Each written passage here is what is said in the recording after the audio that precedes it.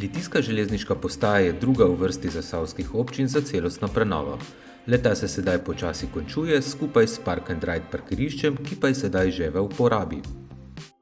Lahko bi rekel, da smo iz najbolj hude gneče in pa v mestu, se pravi, kar se tiče parkiranja, z novim letom prešli. To se lahko že tudi opazimo na drugih parkingih.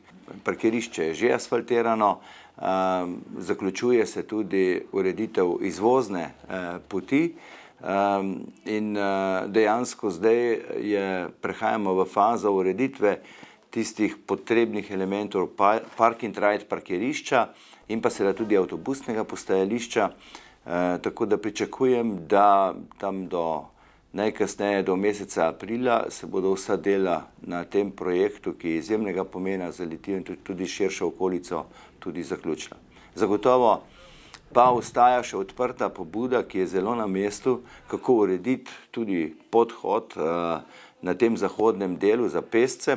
Jaz ne pričakujem, da se bo našla ena ustrezna rešitev v čim krajšem času, da se bo tudi to vprašanje lahko ustrezno razrešilo.